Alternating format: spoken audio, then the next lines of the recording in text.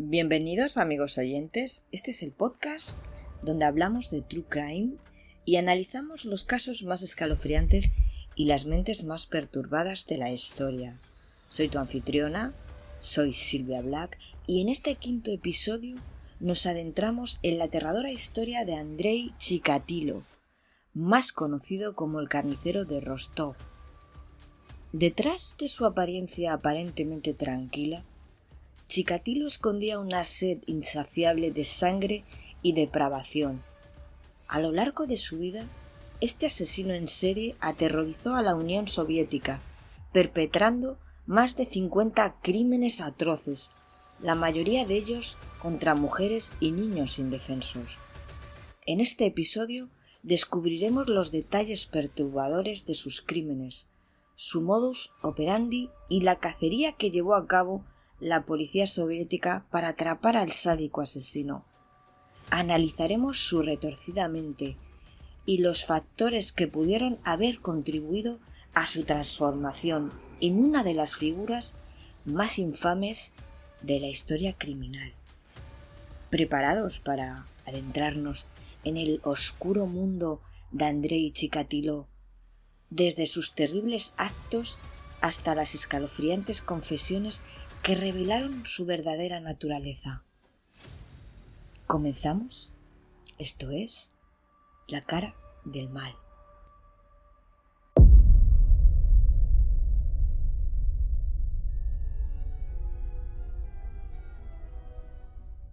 Un 16 de octubre de 1936, una familia campesina desfavorecida dio a luz a Andrei Chikatilo.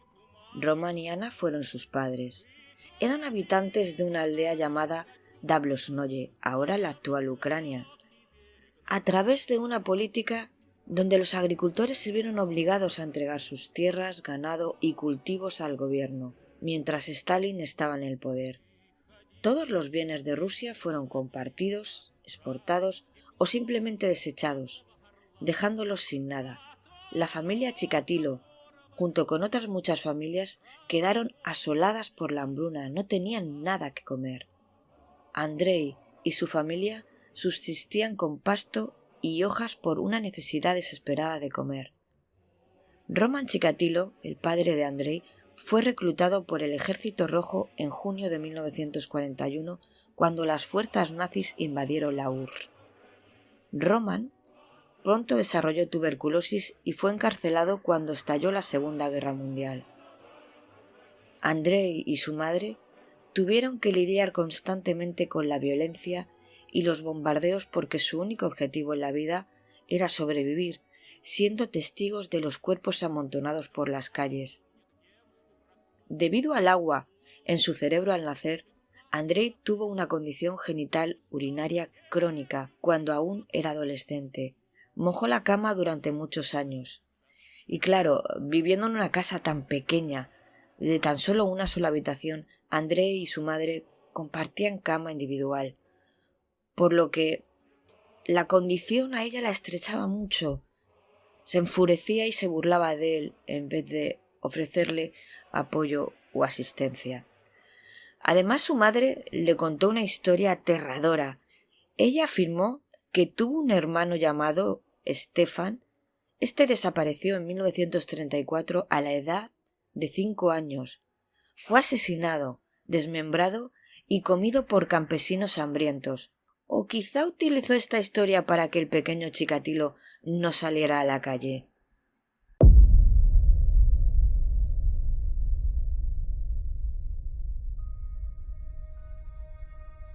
En 1943, su madre quedó supuestamente embarazada, quizá por la violación de algún soldado. Dio a luz a una niña a la que llamó Tatiana. Ana no dijo nada sobre la identidad del padre de la niña, mientras que su esposo permaneció prisionero de guerra. Es muy probable que Andrei presenciara la violación a su madre, dado que vivían en una casa muy pequeña. Poco después del nacimiento de su media hermana, el joven Chikatilo comenzó a asistir a la escuela del pueblo vecino de Suni. Era miope, pero permaneció en silencio porque no quería ser siempre la burla de sus compañeros. Y si se ponía gafas sería aún peor. además que su madre no contaba con los medios para poder comprarle unas lentes. Pero Andrei no se rindió. De hecho, compró su primer par de gafas cuando cumplió 30 años. Pudo memorizar todos los textos de las clases, lo que resultó ser muy útil debido a su inteligencia superior a la media. Tenía pocos amigos, era malhumorado, solitario. Se refugiaba en la literatura y lenguaje para escapar de su hostilidad. Andrei era un soñador y, como con frecuencia olvidaba sus libros, pasaba la mayor parte del día llorando en su escritorio en vez de buscar ayuda. Su padre Roman fue liberado y se le permitió volver a casa cuando terminó la guerra en 1945. No fue recibido en casa como un héroe porque los nazis lo tomaron prisionero, y también fue rechazado por la comunidad porque pensaban que era un cobarde.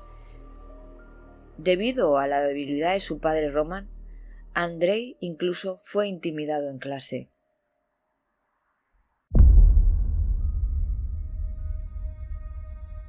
Cuando era adolescente, Andrei, a pesar de su gran cambio físico, incluso sus compañeros le apodaron Andrei el Fuerte. Pero se dio cuenta de que algo en él era diferente. Si bien todos sus compañeros de clase hablaban de chicas y de sexo, a él no le resultaba tan natural. Sufría de impotencia y luchaba por tener erecciones. Intentó excitarse hojeando revistas pornográficas, pero no le funcionaba. En cambio, prefirió aprender más sobre el comunismo y leer las obras de Marx y Lenin. Para él eso era lo lógico, lo entendía. La sexualidad y todo lo que se consideraba normal al respecto no tenía ningún sentido para él. Se unió a la Liga Juvenil del Partido Comunista y ahí centró toda su energía. Hay una anécdota en la que su hermana Tatiana le presentó a una amiga. Andrei y la chica tuvieron un encuentro y él, en un impulso lujurioso de abrazarla, tiró a la chica al suelo y eyaculó sobre ella. La chica quedó perpleja y salió asustada, corriendo de allí. Él nunca le contó a nadie lo que sucedió. Se sentía avergonzado y disgustado por su acción. Quería dejar Jablonskoye y solicitó matricularse en educación en la Universidad de Moscú, pero fue rechazado, debido a que Andrei provenía de un entorno humilde y aunque no estaba a la altura del resto, la Universidad de Moscú solo aceptaba la flor innata de la cosecha, pero el joven Chikatilo no lo veía así.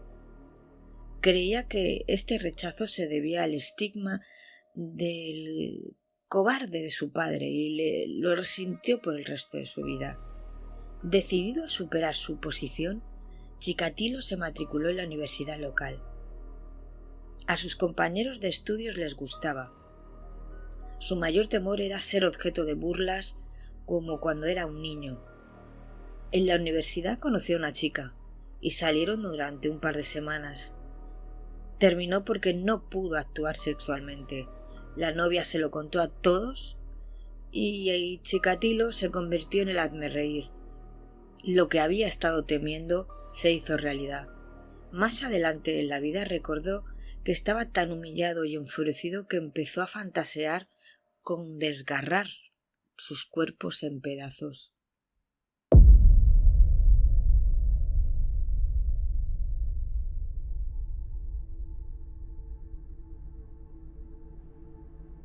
En 1957, Andrei Chikatilo, que ya contaba con 21 años, fue llamado al servicio militar y fue colocado en la unidad de comunicaciones y le fue muy bien en el ejército al principio. Se incorporó al prestigioso grupo de tropas fronterizas de la KGB en Asia Central. Debido a que tenía una buena educación, lo enviaron a Berlín, donde trabajó como vigilante en las vías ferroviarias. Era reservado, y cuando los otros soldados salían a conocer chicas e ir a bailar, él prefería no salir por miedo a su problema con las chicas, lo que muchos de sus compañeros pensaron que era gay.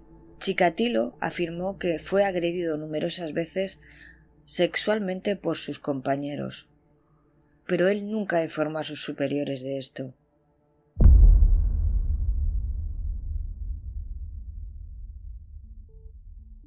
Después de su servicio militar en 1960, Andrei regresó a la casa de su familia, pero no se quedó mucho tiempo. Se mudó a la ciudad rusa Rodionovo, donde trabajó como ingeniero telefónico y también trabajó como reportero independiente para un periódico regional, escribiendo sobre cualquier tema, desde deportes hasta artículos de educación patriótica. Chikatilo ahorró suficiente dinero para trasladar a sus padres y a su hermana a Rusia.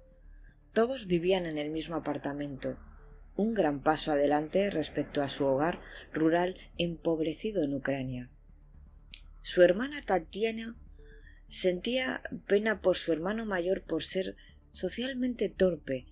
Hizo todo lo posible por conseguirle una novia, pero ninguna estaba interesada.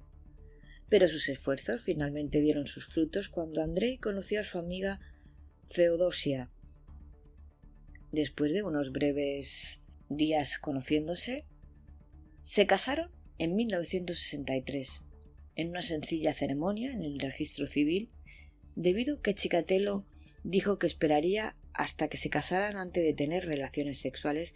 Feodosia nunca supo que tenía problemas sexuales, pero ella lo animó y decidió tener hijos. Solucionaron el problema y acordaron que él eyaculara en sus manos e insertara el dedo en su esposa para poder embarazarla.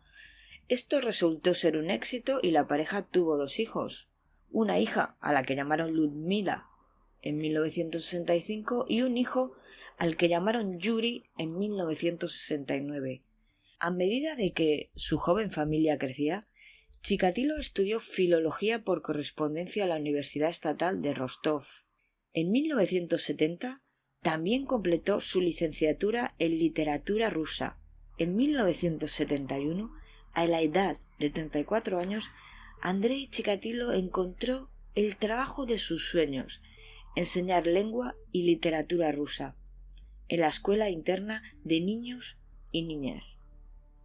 Era un miembro activo del Partido Comunista, era un hombre de familia, y desde fuera parecía un marido leal, amoroso, que nunca bebía. Era un hombre soviético perfecto a todas luces, aunque algo más se estaba gestando debajo de la superficie. Chikatilo, ya con 30 y tantos años, estaba bien calificado y apasionado por la literatura rusa. Sus torpes modales y su personalidad introvertida significaba que tenía dificultades para conectarse con sus alumnos. No tenía control en el salón de sus clases y nadie lo respetaba.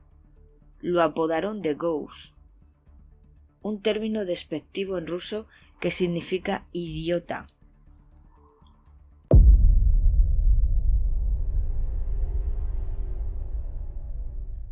En 1973 fallece la madre de Chikatilo, Ana. Después de su muerte se vuelve más reservado, más desquiciado, se siente mucho más atraído por las chicas jóvenes y no hace mucho por ocultarlo. Chikatilo, alto y torpe, se le podía ver a menudo merodeando fuera de los baños de las niñas, las observaba y se masturbaba. Incluso los estudiantes lo veían acariciarse en clase. Pronto su comportamiento degeneró aún más, y varios estudiantes dijeron que abusó de ellos cuando éste les ofrecía tutoría privada o servicios de consejería. Parece ser que el director del centro hizo la vista gorda, puesto que Chikatilo seguía en la escuela. En una excursión a una piscina, nadó hasta una estudiante y la agarró.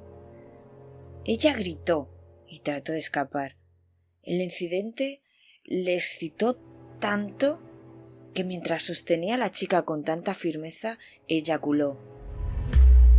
Como parte de su trabajo, Chikatilo también estaba a cargo del dormitorio de los niños. Los adolescentes se burlaban de él y como no tenía autoridad, pues se marchaba sin regañarlos. Pero una noche se coló en el dormitorio e intentó hacerle una felación a un adolescente dormido. Muchos de los estudiantes se despertaron y todos los chicos se lanzaron contra él y lo golpearon fuerte, muy fuerte. Y aquí fue cuando lo despidieron, obviamente. Chikatilo, después de su despido, se volvió más violento, pero con su familia ocultaba sus demonios que se iban asomando y luchaba contra sus impulsos sádicos. En su casa era un esposo obediente y un padre dedicado y que le encantaba pasar tiempo con sus propios hijos.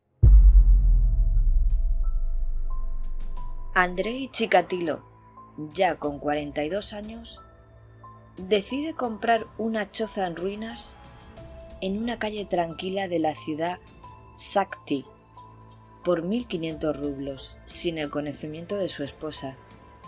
Compra esta cabaña con la idea de tener reuniones con trabajadoras sexuales y llevar a cabo sus crímenes. Aquí es donde todo empeora. En diciembre de 1978, en una parada de autobús, se topa con una niña de 9 años llamada Yelena Zakkonova, a quien convence de que lo acompañe a su cabaña para darle muchos dulces. La pobre niña acepta, ya que vio en él un hombre tranquilo, sin imaginar que al llegar a la casa, él se lanzaría contra ella. La menor se defiende como puede y forcejeando, Chikatilo la apuñala en 3 ocasiones. Cuando ve la sangre, tiene una erección. Se deshizo del cadáver tirándolo a un río helado, el río Gruškeva. Esta fue su primera víctima. Hubo testigos que confirmaron la presencia de Chikatilo en la orilla del río, pero en cambio la declaración de un policía dijo haber visto a Alexander Kravchenko también por la zona y quien tenía antecedentes de violación y asesinato por un adolescente. Así que este fue arrestado por este crimen y Chikatilo se fue de rositas.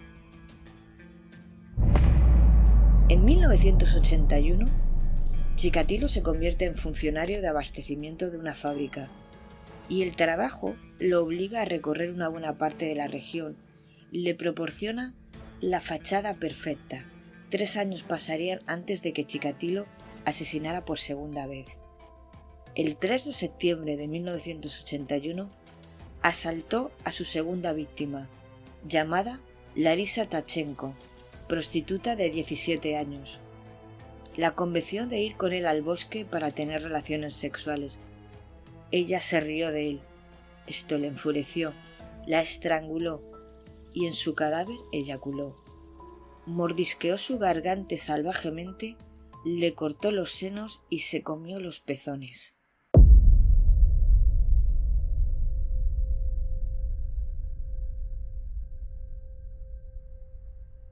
Chikatilo, ya desatado, sigue con su cacería y su tercera víctima fue una pobre niña llamada Liluba Biruk, a la que raptó y llevó a un bosque. Allí la acuchilló 40 veces. La mutiló los ojos, que eso es algo que se volvería común en sus asesinatos. Su cuarta víctima, Oleg Poxibaev, de 9 años de edad, en su cuerpo había signos de sadismo, le arrancó los genitales y también la mutiló los ojos. Un 11 de diciembre de 1982, Chikatilo estaba en una parada de autobús y vio una niña de 10 años. La niña se dirigía a casa de sus padres y la convenció de llevarla. Hubo un testigo que informó que un hombre de mediana edad vio a la niña de la mano de este tipo. Chikatilo la llevó a un maizal en las afueras, donde la apuñaló más de 50 veces en la cabeza y en el cuerpo. Le arrancó el pecho y extirpó el intestino inferior y el útero. En el 84, El número de víctimas fue en ascenso, llegando a 15 personas. Chikatilo elegía a sus víctimas en estaciones ferroviarias y en paradas de autobús, siempre con algún pretexto. Los convencía para que lo siguieran a alguna zona boscosa. Una vez allí les infligía numerosas puñaladas, entre 30 y 50. Casi todas las víctimas sufrían la mutilación de los ojos y a las adolescentes las cortaba los pechos y los pezones.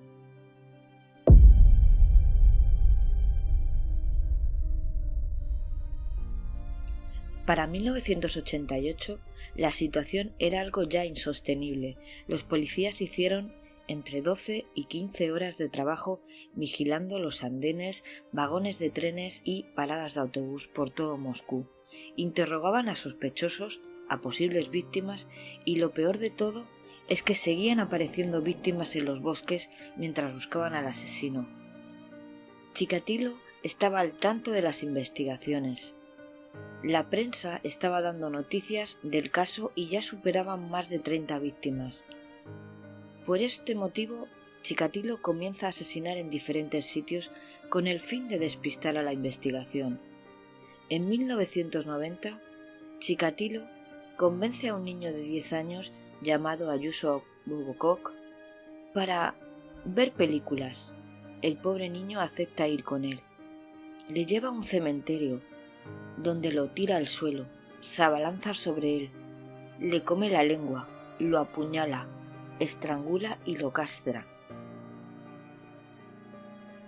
Chikatilo nunca enterraba sus cuerpos, sino que los tapaba con hojas y ramas. Ese mismo 6 de noviembre, el sargento Igor Rybakov, de 20 años, se le había asignado la vigilancia por aquella zona. Serían las 4 de la tarde y había mucha niebla. A lo lejos vio una figura de un hombre y cómo se lavaba las manos en un bebedero. Se acercó y vio a un sujeto de unos 50 años con gafas, un bolso y una herida en su cara. Le pidió los documentos y comprobó que su nombre era Chikatilo. Este le contestó que venía de visitar a un amigo y que siempre atajaba por el bosque. El vigilante, aún así, apuntó su nombre, aunque vio algo sospechoso en él, lo dejó marchar, pero dejó la nota en el despacho diciendo que había pasado un sujeto con una herida en la cara, algo raro. El joven vigilante, 2 días más tarde haciendo su ruta, descubre el cuerpo del niño, con signos de mutilación y tortura. Inmediatamente llama a su superior, diciendo que ha encontrado un cuerpo y que hace 2 noches vio a un sujeto muy extraño al que cogió su nombre, Chikatilo. Ya pensaban que tenían a su hombre. Esto era una gran pista. Procedieron a detenerle. El 20 de noviembre, los agentes proceden a detener a Andrea Chikatilo. Ya en su casa le comunican ser el sospechoso de todos aquellos asesinatos que llevan años trayéndoles de cabeza. Le esposan y lo llevan a la comisaría. Allí proceden a hacerle un análisis de sangre. Su grupo es A y no coincide con el ADN del esperma de las víctimas, que era tipo AB. Se quedan atónitos pensando que tenían a su hombre. Quedan devastados ante el resultado, pero tienen muy claro que tiene que ser él. Desesperados, piden ayuda a otros países y tenían que darse prisa, pues, dado estos resultados, no podían dejarlo mucho tiempo detenido. En unos días reciben una gran noticia. Un médico que investigó un caso en Japón dijo que existía una enfermedad llamada quimerismo. Es el nombre que se le da al trastorno genético por el cual un individuo contiene las células de 2 o más individuos distintos. Por lo tanto, puede tener 2 tipos de ADN. El fiscal general de la provincia de Rostov emite una orden de detención contra Chikatilo a partir del 20 de noviembre de 1990. ese mismo día fue retenido por la KGB, mientras Chikatilo, con paso lento y aspecto senil, decía: ¿cómo pueden hacerle esto a una persona de mi edad? En los interrogatorios afirmó que simplemente era un ciudadano normal, que no había cometido ningún delito y que era objeto de una persecución absurda por parte de la policía. Sin embargo, Chikatilo, examinado por los psiquiatras, lo veían como un sádico prudente que no sufría ningún trastorno que pudiera impedirle ver que sus actos estaban mal. Sus actos eran premeditados. Después de muchos interrogatorios, el 27 de noviembre se derrumba ante un psiquiatra y acaba confesando 52 asesinatos. Incluso llevó a detectives al lugar donde yacían cadáveres que aún no se habían descubierto.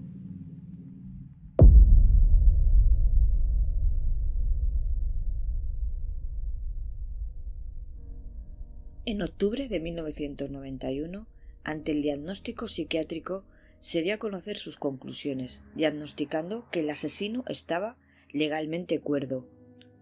El juicio de Andrei Chikatilo se inició en abril de 1992 y duraría hasta octubre de ese mismo año.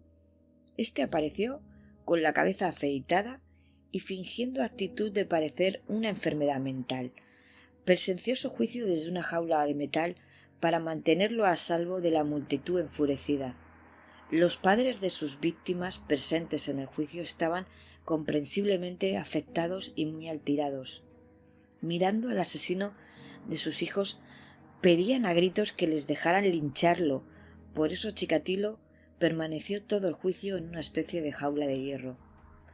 El primer día deleitó a los fotógrafos esgrimiendo una revista porno, pero más tarde abatido se quitó la ropa y meneó su pene gritando: «Fíjense qué inutilidad, ¿qué piensan que voy a hacer con esto?». Los jueces no dudaron en anunciar el veredicto. El 15 de octubre de 1992 fue sentenciado a pena de muerte, donde fue llevado a una sala aislada de la prisión de Rostov del Don y fue ejecutado de un tiro en la cabeza, como era el procedimiento aún en la Rusia postsoviética, el 14 de febrero, siendo sepultado en una tumba sin marcar. Eso sí, los pistoleros hicieron lo imposible por no impactar el cerebro, ya que varias universidades, entre ellas una japonesa poniendo una suma importante de dinero por su cerebro, querían estudiar los detalles del cerebro de este psicópata. Aquí quiero terminar la historia de Andrei Chikatilo contándoos que su familia fue perseguida y amenazada de muerte. En una ocasión les arrojaron gasolina en la puerta de su casa, prendiéndoles fuego. Debido a esto, se mudaron a otra ciudad ucraniana llamada Kharkov y se cambiaron los apellidos. Su viuda trabajó como directora de un jardín de infancia, pero tuvo que dimitir cuando descubrieron lo que hizo su marido, aunque ella ya estaba divorciada desde 1989. En sus últimos años de vida, la mujer trabajó en un mercado local de Kharkov. Su hija Ludmila se casó en 2 ocasiones, tiene 2 hijos, cortó todo lazo familiar mucho antes del arresto de su padre, está apartada de la vida pública y con otra identidad. En cambio, su hijo Yuri se casó y tiene 2 hijos, fue acusado de intento de asesinato, fue adicto a las drogas, varios arrestos, y ha dicho muchas veces que se siente orgulloso de ser el hijo de Andrei Chikatilo. Incluso a uno de sus hijos le puso el nombre de su abuelo. Y yo os pregunto, ¿vosotros podríais perdonar a un padre así? Yo no. Tanto daño infligido a tantas familias rotas, esas víctimas, incluso el daño a su propia familia. No. Que se pudra en el infierno. A pesar de la historia horrible de Andrea Chikatilo y sus atroces crímenes se han hecho varias películas, escrito libros y varios grupos musicales le han dedicado canciones, como a otros tantos asesinos famosos. Aquí, amigos, me despido y os espero en un nuevo episodio de La Cara del Mal.